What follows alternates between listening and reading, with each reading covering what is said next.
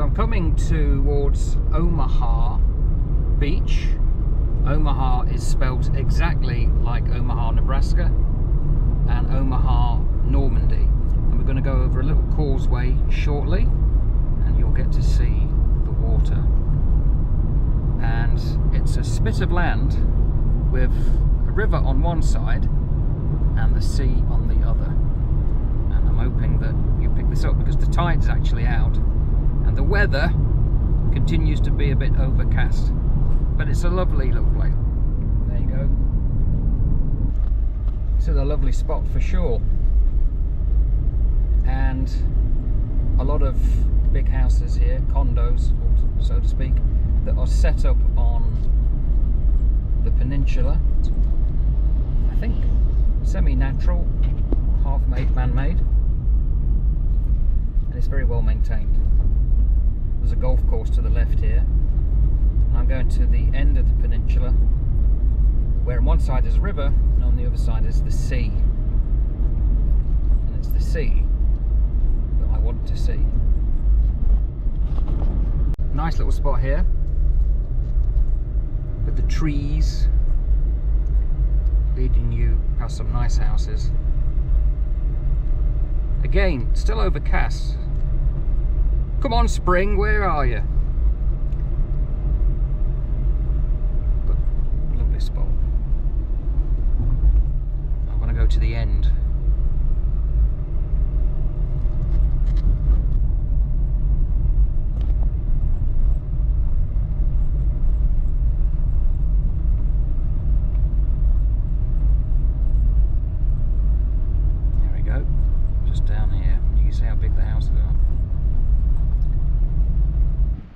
So it's a nice little pleasant spot, got some dunes,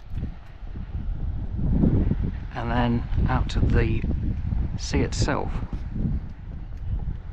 And the houses here front onto the sea, and it's a very pleasant spot. Very hot in the summer, but you'd think so with that sky. I joined the Navy to see the world, and what did I see? I saw the sea. Not the bluest sea you'll see, but when summer comes, oh my, spectacular. It's about 3 kilometers long, this beach. To work the sea in the age of sail was very difficult, hard work.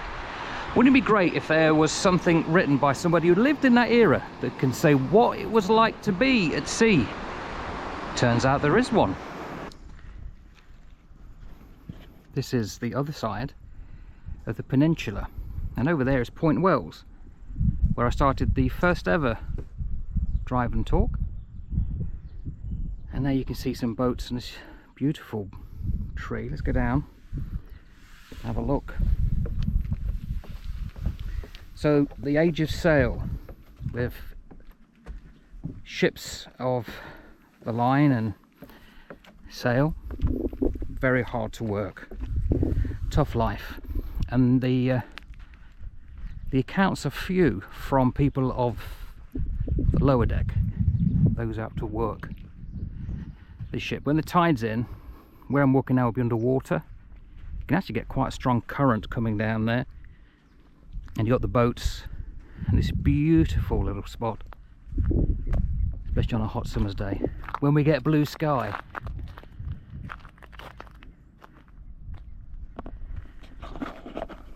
So let's have a consideration. Let's think about the book I've got. It's actually a journal. This is the book I was talking about. Wonderful find, this one. As I've said out and about, this guy, these are all the places in which he was said to have visited. He just missed New Zealand. Not untypical of the era, and he's unique because he knew or worked alongside Washington, George Washington, and he was in the area very close to Nelson. He's probably the only guy in that era to have claimed such. And no one knew about him for years, decades. And suddenly, someone found the diary, the words that are in here, in the 1980s, of all places, in Australia. And it was all thought to begin with that, this is fake. It's someone writing stuff to try and pass it off as being real.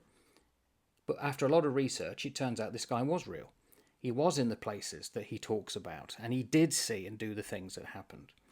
So that alone is an amazing thing, and beautifully put together in this book with the plates and the images, which I'll now show you.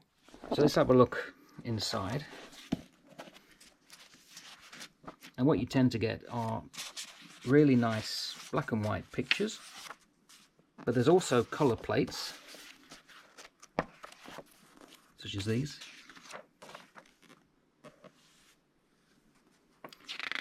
And they're all appropriate to what is talked about and the places that he visited. That's Nelson. And ship battles, and so on. Really well made, well produced book.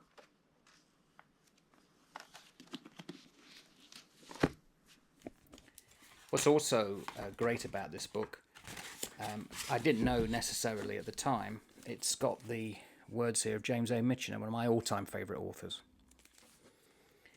He said, "If I gave one of my characters in the 1780s all the adventures that the real sailor Jacob Nagle experienced, my editors would cry, 'It couldn't happen.'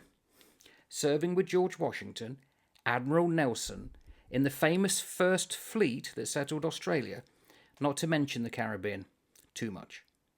Nagle was a remarkable fellow, and it's remarkable that he was such a reliable, interesting writer. His book is a revelation."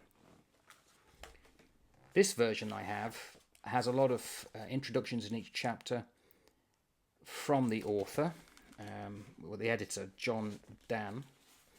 And then we have the words often of Nagle himself. His spelling is not great. He spells in the ways he would have heard it.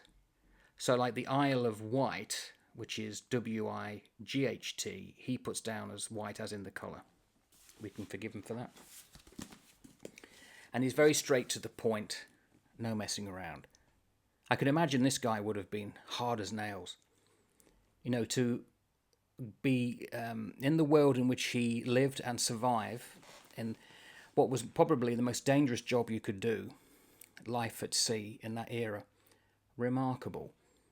He was a prisoner, captured by the British, and therefore ended up in that kind of orbit and the Navy just to escape, to get away.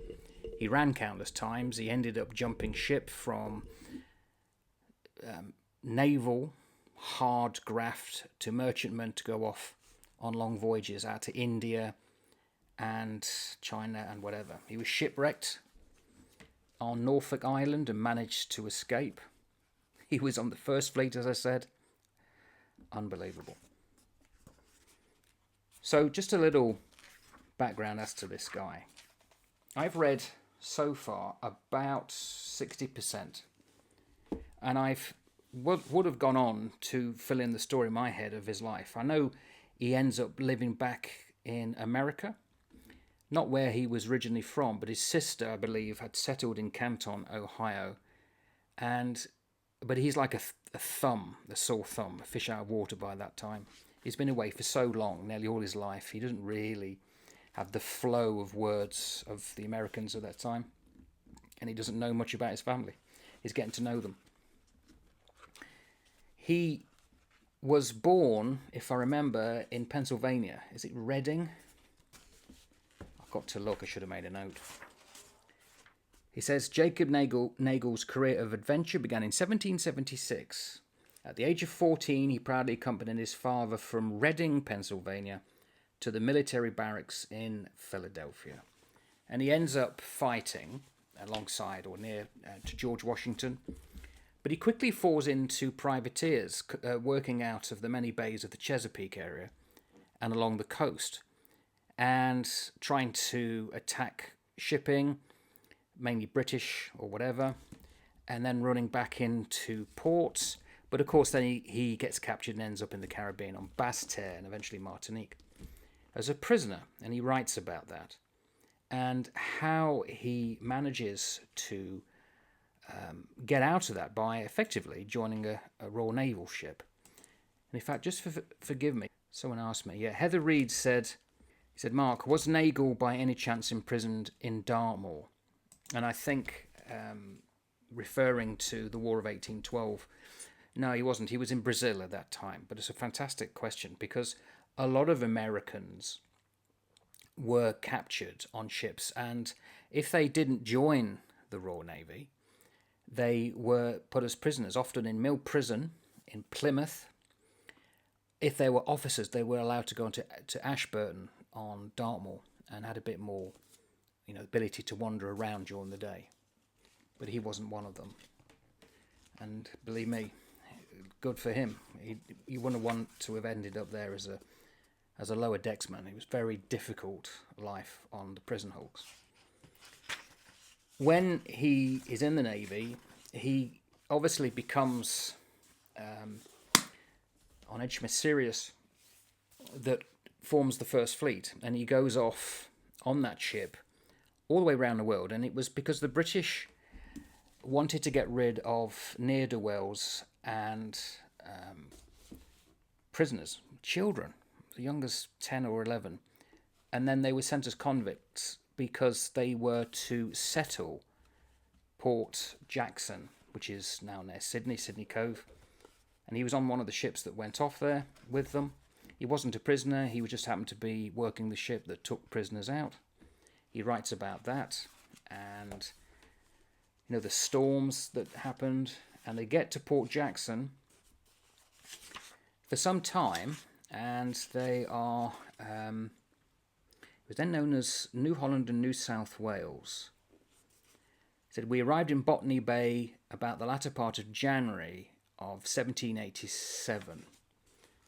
Ship goes in, Port Jackson, and the prisoners have to go ashore and start making their own accommodation and start, what stores they have to build the colony so they could survive. I just realised I've got this terrible cut here. I've been filming for two videos on this, didn't even realise. And there's pictures of what happened. Port Jackson, 1788. And then the ship goes off. And funny enough, what really supplies I was really happy with was the supply brig, because there is a model that you can build, which I did build once, the supply brig. So he goes off and they get shipwrecked on the ship at Norfolk Island, which is a beautiful place to visit, but then it was so isolated. Lucky that another ship came along and realised that they were castaways on the island, and took them off. And so Nagle, he flits around the globe, and because you can on a ship, and he ends up back in the UK, Britain.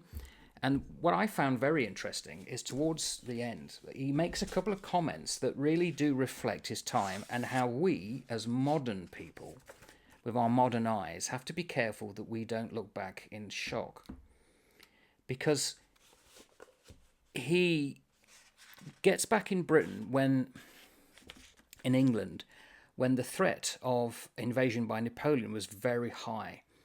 And of course they could be pressed. He was on a merchantman, and you could very easily be impressed onto another ship. So men would go off working ships, merchantmen, because there was a massive merchant fleet, dreaded coming back towards Britain, because ships would wait naval ships would wait to try and impress men off of them. So they didn't even touch land, and they're off again. There could be permanent sea for years because of it. 1795, he said, at length we sailed for England with a prosperous and pleasant breeze. He was at St. Helena, the most isolated island in the world, apart from Pitcairn at that time. And he ends up back in Britain. He said, we were brought to by the Diamond frigate, which boarded us and pressed 23 men out of us, just off the Isle of Wight. He and others were put down into the hold, because the captain didn't want to lose the good sailors, couldn't afford to lose that quality of seamanship. 27 of us, which the captain and chief mate wished to save from the press, were put down amongst the cargo. The men of war sent all their boats alongside to press all that they could find, but they dare not open the hatches, and all the rest were pressed excepting us 27. That's his own writing. He's then landed in Kent, tries to get towards London, and they arm themselves because there's so many press gangs literally scouring the ports and the roads leading into the ports to try and get men.